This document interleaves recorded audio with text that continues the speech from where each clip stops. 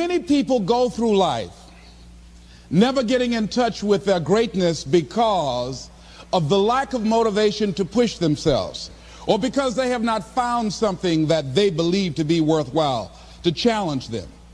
Many a talented persons have gone unnoticed, and the world never had a chance to be exposed to their talent because that person did not take the time to begin to express or to demonstrate or to motivate themselves in the direction to bring that which they came into the universe to bring. How can you measure your motivation? How can you evaluate where you are on a scale of 1 to 10? Let's do this for ourselves mentally. How do you rate yourself from 1 to 10? Your mental attitude about yourself, how you feel about you, how you feel about life. How do you rate yourself on a scale of 1 to 10 in terms of your physical appearance, in terms of your health? Do you take care of yourself? Are you allowing yourself to get overweight and out of shape? Are you conscious of your health? Are you watching the food that you take into your body? Do you make a deliberate effort to exercise? You know, it was George Burns, he said, we cannot help getting older, but we don't have to get old. And many of us get old before our time because we don't take time to take care of ourselves. Your environment is a very good indicator. On a scale of 1 to 10, is it what you want it to be? Do you find it desirable? Are you satisfied? The job or career that you're involved in. Someone said that 85% of the American public are unhappy with their jobs. Are you spending 8 hours a day just doing time? Doing something that you don't find challenging, that does not make you stretch mentally, that does not stimulate you, that does not inspire you. Something that you don't find a sense of fulfillment in it. If you're doing that day in and day out, it has to affect how you feel about yourself, your level of motivation. Your relationships. What kind of impact is it having on your life? Is it nourishing or is it a toxic relationship? Does it drain you or does it build you up? Ask yourself that. How motivated are you to do something about it? Your contribution, your actions. What are you giving? Many people will leave the universe without a trace. No one will know they were here. And in fact, under their name, we could put under there, not used up. Will anybody know that you came this way? What contribution are you giving? What will you leave? What will be different because you came this way? Someone once said that life is our gift to us that God has given us, and how we live our lives is our gift to God. What kind of gift are you formulating? What can we do? What are some of the keys that we can begin to use to motivate ourselves when our batteries run low? Because I don't care who you are, I don't care what you do, at some time you are going to get tired. At some time you're going to get in a rut. Seem like nothing you do works out right. And sometimes it just seems like you just don't have the wherewithal or the will to do anything. That sometimes you act like you're punch drunk. You're just wading through life, just doing time day in and day out, looking at non-discriminatory television, anything that's on, just looking. And depressed, feeling powerless, feeling useless, and bored. What do you do? How do you get yourself out of a rut? How do you, when you know you can do more than what you've been doing and you're not doing it and you're discontent with where you are, you get angry at yourself. How do you get out of that rut? How do you motivate yourself? One of the things that we must do is that we must be involved in working on achieving self-mastery. You must work on yourself continuously. Never be satisfied with yourself. Always know that as you invest the effort and time on you, that's the greatest ability that human beings have above animals. See, a dog can't be anything but a dog. Tree can't be anything but a tree. Human being, you've got unlimited potential. You can put effort on you, and by concentrating on you and developing you, you can transform your life wherever you are right now. So you want to work on yourself. You want to read books that inspire you and motivate you. You want to listen to tapes over and over and over again. And I suggest that you listen to tapes when you first get up in the morning. You want to control the spirit of your day. When you first wake up in the morning, your mind is operating at 10.5 wave cycles per second. That's when the subconscious mind is most impressionable. Whatever you hear in the first 20 minutes when you wake up, that will affect the spirit of your day. When you listen to tapes, listen with relaxed belief, believing that this can happen for you. And by listening to them, listen to them over and over and over again, and you will get a breakthrough. You can listen to the same tape for months, and all of a sudden you hear something you never heard before. It have a special meaning for you. Or read the same book over again, and you find some special insight. You said, I can't believe I didn't see that the first time. So you want to be involved in developing yourself. Most people won't do that. Most people won't take that kind of effort and invest that kind of energy in themselves, because they will fall prey to that conversation within. Oh, don't do that. You don't have time. You're too busy. You're too caught up in the rat race. Most people won't do that. Well, they won't take time to go to lectures. They won't take time to go to seminars. They won't take time to go to classes to improve themselves. And as you continue to work on yourself, you will begin to expand your vision of yourself. You'll begin to work towards self-mastery. And you will begin to see it reflect itself in all the dimensions of your life, your mental life, your physical life, your social life, in your relationships, your monetary life.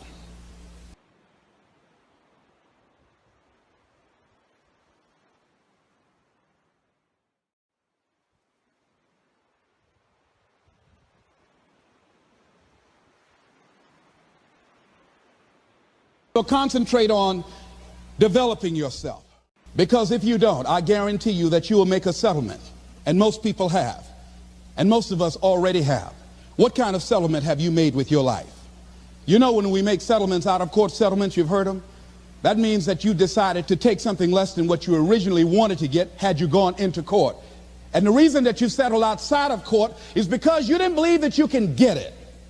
So you made an out-of-court settlement. Many of us are making in-life settlement. We're settling for less than what we actually deserve. We don't feel good about it, but we make it work in our minds. We'll come up with some kind of excuse to make it all right. What kind of settlement have you made with your life? Many of us settle for less than what we want out of relationships because we don't have the courage to change them. I had a seminar I used to do called, Are You Living Together or Dying Together? Many people are just dying together. Gladys Knight used to have a song that says, neither one of us want to be the first to say goodbye.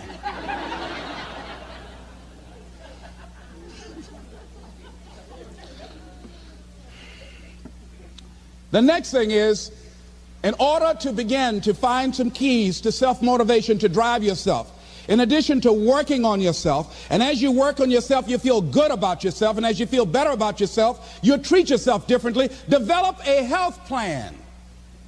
See, you can't feel well and do well if you don't have good health. You can't perform if you don't have your health. Your health is valuable. Develop a health plan. A plan that you will follow, because this is the only vehicle that you have to carry you through this experience called life. And you want to take good care of it because you love you enough. You care enough about you. And that's not easy. It is not easy having a health plan and sticking to it. But you're worth it doing it again and again and again. I have lost 22 pounds several times. I always do it. I love potato chips. People who know me know I love M&M peanuts. I love peanut butter and jelly sandwiches. I love my mother's sweet potato pie. I love this. It's not always on my health plan, but I put it on there sometimes. I said, life is too short to go without sweet potato pie. If I go tonight, I want you to slip a slice of sweet potato pie in my casket and watch the smile on my face. Next thing is, as you take care of yourself, the next key is keys to motivation, to self-motivation. You want to live life with energy and passion. You want to make a conscious effort to be lively. See, in life, you either saying hello or goodbye. You either on the way or in the way. Leave dead people alone. Some folks just walking around looking sad. How you doing, honey? Stay away from these people. Just go away from them. It affects you.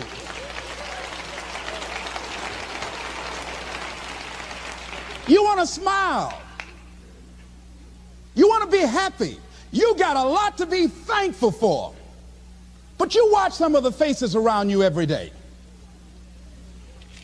And I tell you, some of these faces, they will put you in a depressed state of mind. So you want to avoid these kind of faces. When you see them coming, turn your head. Next thing is that you want to monitor your inner conversations. The things that you say to yourself. You want to watch them, and in watching them, you want to take charge. A friend of mine told me this evening, and she did it excellently. She said, I didn't want to come tonight. I was feeling so depressed. And I said, I'm going anyhow. See, that was the conversation. Oh, you really don't feel like it. You really don't need to do it. You don't really need to read anything. Forget all that. That's that inner conversation. Oh, you don't need to worry about trying to go into your own business. Forget that. You can't do that. What if you lose everything you've got? That inner conversation that stops you from doing the things you want to do less, don't do that. How can you possibly think about being a motivational speaker? You don't have the contacts, you don't have the money, you don't know the right people. You're going to get up there and your mind's going to go blank. Forget all that. You remember that time you got up before some people and you panicked? You stood up and your mind sat down? Don't you remember? And I said, yes. And then I said, shut up. So you've got to learn to stand up to yourself inside yourself and short circuit, override that conversation that's always going on. 85% of what that conversation will tell you is negative. It's negative. It will tell you you're tired when you really are not tired. It will tell you you can't do it. It will fill you with fear. So you've got to watch that conversation. And when you find it going on, you've got to stand up to it and say, I'm going to do this anyhow. I'm afraid, but I'm afraid not to do it. And I'm not going to let you stop me. The biggest challenge that you will have in life is you. There's an old African proverb that says, if there's no enemy within, the enemy outside can do us no harm. The next thing that is a key to self-motivation is that you've got to ask yourself, what do I want out of life? What do you want out of life? What do you want out of a job? What do you want out of a career? What do you want out of a relationship? What do you want? What gives you your life? How will you know when you got it? What will make you happy? You need to know. You need to start asking yourself some questions. What do I really, really, truly want? You need to be exact about that. Don't be vague. Oh, I just want to be happy. That's too vague. What will make you happy? How will you know when you got it? Zero in on it. Be exact. Be specific. And as you do that, that will stimulate that superconscious mind or the reticular activating system of your mind that will begin to find those things, to identify with it. And once you begin to determine that which you want, take the time to write it down. Don't just think about it. Write it down. That is a subjective process that engages the subconscious mind. Write it down. Once you write it down, read it 3 times a day, morning, noon, and night. Why is that important? Because what it will do, it will cause you to focus. It will cause you to concentrate. When that other conversation is going on telling you what you cannot do, telling you all of the impossibilities and all of the obstacles, your concentrating will begin to create a larger vision within yourself, and you'll start looking for and seeing some new opportunities. You start creating some openings for yourself. As you begin to read that every day, day in and day out, that will make you focus. That will discipline your thinking. And you'll get all kind of creative ideas. As I talk to you right now, being involved in this immersion process, you're going to create some openings for yourself. You're going to get some ideas. You're going to feel your adrenaline flowing, and you're going to think about something, some idea you had. And you say, I want to go back and I'm going to look at that again from a different vantage point, not from the level of the problem or the obstacles that I encountered, but from a higher vantage point. Because what you will begin to see and to know as I talk to the higher consciousness within you, that you are powerful, that you are a miracle worker. And that inner conversation has conditioned you to believe that you are not. And as you begin to discover the truth of who you are, whatever challenge that you're facing in life, and if you're living, you're facing some challenge, you'll begin to know that you're powerful and that you're a miracle maker. So as you begin to write down exactly what it is that you want, read it every day. The next thing is, see yourself there. How will you feel once you get there? What will the experience be like for you? What will be different? What kind of person do you have to become in order to get there? Visualize yourself there, living the experience. I remember when I ran for state representative in Columbus, Ohio, and I had a lot of people telling me, and you got to watch not only the conversation within, but the conversation without, telling me, Les, you can't possibly win. You can't do that. And I went down to the legislature, and I saw myself. I knew what I wanted. I saw myself in the chair. I pointed out the chair that I wanted. I used to go and sit up in the galleries and watch the legislative process. I used to go to the committee meetings and listen to legislation being introduced. I learned how to write legislation, how to amend legislation. I started thinking like a legislator, got up every day dressing, thinking like that, selling myself on it, seeing myself in the legislature. Mr. Speaker, I'm the gentleman from the 29th House District. I'd like to introduce a bill. I went in the legislature, walked around. I had the experience of it.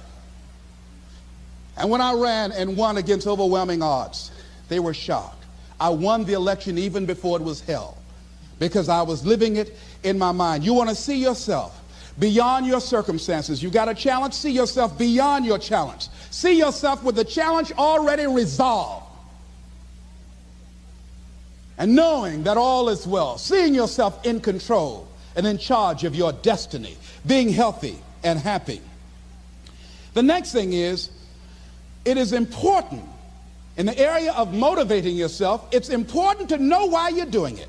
Because that mind will say, why bother? Why go through all this? This is too hard. No, throw in the towel. It's not worth it. Has it ever said that to you before? Here's how you can handle that. Here's how you override that. Write down 5 reasons why you deserve it. Why do you deserve what you want? Why you? Why do you deserve it? What meaning and value will it bring to your life? What's so different about you that you deserve your goal or this goal? And when you write down those 5 reasons, when you have some down moments, and you're going to have them, when that conversation starts talking to you and it's going to talk to you, what you will do is you can pull that out and read it, and it will build you up. It will be your rod and your staff to comfort you through some challenging moments, because you're going to have some. Life will knock you between the eyes. It will catch you on the blind side, come out of nowhere, stuff you can't anticipate that will knock the wind out of you. You want to give up. That's why it's important for you to work on yourself, listening to tapes, building yourself up, talking to yourself with power, feeling, and conviction, building yourself up day in and day out, because it's coming. I guarantee you, life is just waiting. Oh, he's doing good now, huh? Very good. I remember I had an experience. I was pursuing my dream, and that's why you have to work on yourself. You don't know what's going to happen. And I was telling people, I had this big rally I had to do. It was 5,000 people there. And I said, you must work on yourself. If you want a larger vision, you've got to empower yourself continuously, because life will catch you on the blind side. And after I finished my speech, I got a rousing standing ovation. And I went and called the young lady that I was dating at the time. I said, hey, guess what? I said, they love me. I got a standing ovation. And they were chanting, we want the motivator. We want the motivator. I said, listen, we want the motivator. Do you hear? She said, yes. Les, I need to talk to you. I said, well, wait a minute. You're talking about tough. I was getting off, and I'll be home soon. Les, I heard a voice in the background. Hurry up and tell him. Who's that? Les, you've been gone a lot and there's somebody else. What? And they came in. Les, come on, Mr. Motivator. They want you back out there. Wait a minute, hold a minute. What'd you say? I'm sorry, there's someone else. And I heard the voice say, hang the phone up. Clump. I say, wait a minute. I say, hey, Motivator, come on. They want you. Can't you hear them cheering? I say, okay.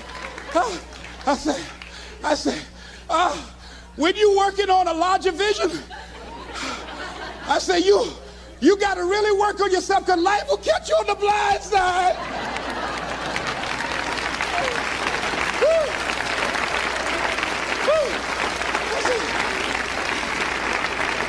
I say, you better be ready. And you better make sure you want it because it'll make you cry. And somebody said, the Spirit is on him. Thank you. I was talking till they started blinking the lights. They had to come pull me off. And I said, you got to have a larger vision. You make sure, wait a minute, you make sure you work on yourself. They said, come on, Mr. Brown, come on. Yeah. I went back to my hotel room, and loneliness and heartbreak was sitting on the bed, said, are you coming in now? Do you have your larger vision now? How's your positive attitude? Say, get on in here. Are you still breathing? Shut up. No, you want your gold? No, I don't want this gold now. Life will wear you out. You'll be saying, no, I can't, and no, I won't.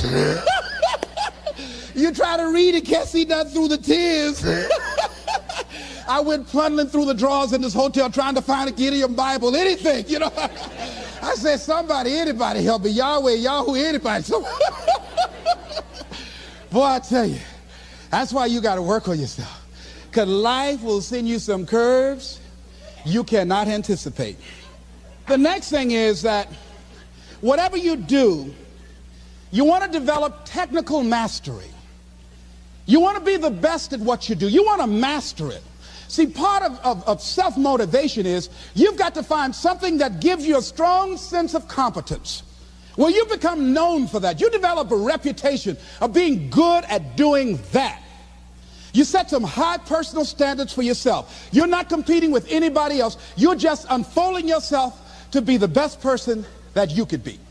That you want to give the best quality service that you can give, because that is a statement about who you are.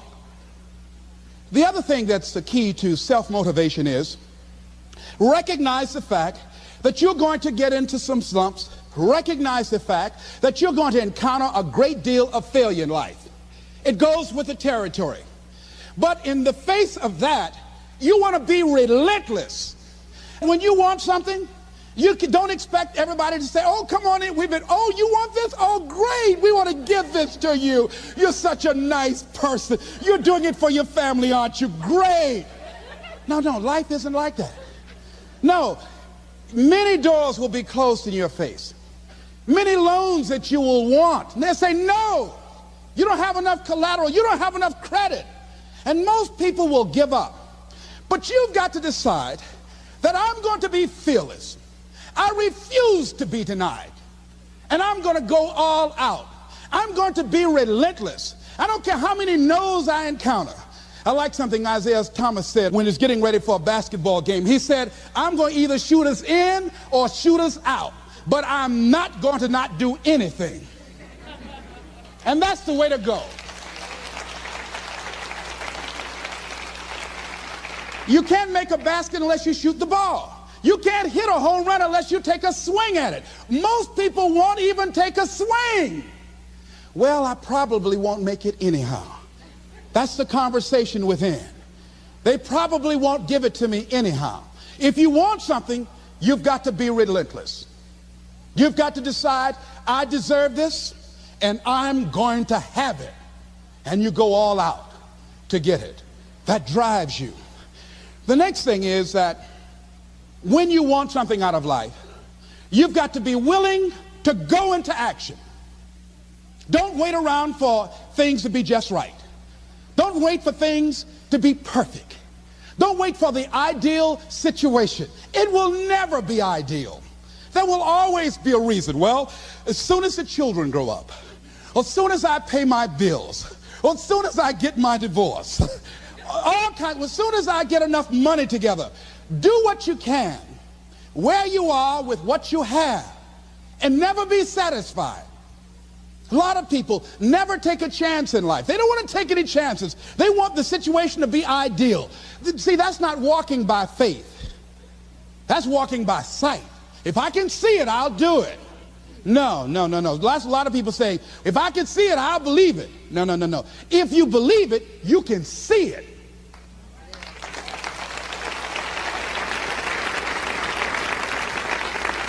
And don't be disturbed because no one else can see it. That's not unusual. That is ordinary. But because you want some different kind of results in your life, you've got to be willing to be unreasonable. If you want unreasonable results in your life, you've got to be willing to be unreasonable. Part of being unreasonable, you don't judge according to appearances. Part of being unreasonable, you can see it because you believe it. That's part of being unreasonable. Part of being unreasonable, you're like Paul who said, you must have the faith to call forth those things that be not as though they were. That's part of being unreasonable. Most people won't do that. Most people say, call me when you get it together. Then I'll support you. The other thing is that one of the keys to self-motivation that empowers you is that you want to find a cause larger than yourself. Find something that you can contribute to. Find something that you can make a difference because you can. Part of what feeds your larger vision, part of what gives you a reason for being, part of what gives you your life is being able to give something back. Say, I can't afford to give anything. You can't afford not to give. Give your time. Give your talent. If it's nothing, just to go over and lick envelopes. I don't know exactly what I'm going to do, but I'm going over there. It's part of my tithing in the universe. Once you develop that special sense of mission, and that's what you develop when you're part of a larger cause than yourself, it drives you. You don't need an alarm clock to get up in the morning. You have special power. You'll go places and folk will like to be around you. They will know there's something different about you. When you go in, they'll say, hey, that's somebody important. I want to know who you are. I just want to be near you. That energy that you have, that consciousness that you will embody will affect everybody around you. The next thing is that you want to create a home court advantage for yourself. You've got to be aware of who you have around you. So you want to be selective. Have friends that will enable you to grow. I have friends that help me to grow spiritually. These are my spiritual friends. I talk spiritual stuff with them. I have some other friends who are just intellectual friends. They make me grow intellectually. They make me stretch. I have some professional friends. I'm a member of the National Speakers Association. I get together with other speakers and we learn from each other and we grow from each other. I have other friends who are just social friends. All we do is just socialize together. We'll look at a basketball game together or go out dancing, but that's all we can do. We don't talk anything serious, nothing spiritual, nothing intellectual. That's not that kind of relationship. Nothing heavy up in here. Have other friends, we walk together. That's all we can do, walk together. Talk about we're going to lose weight one day by and by for good, all right? That's all we do. Nothing else.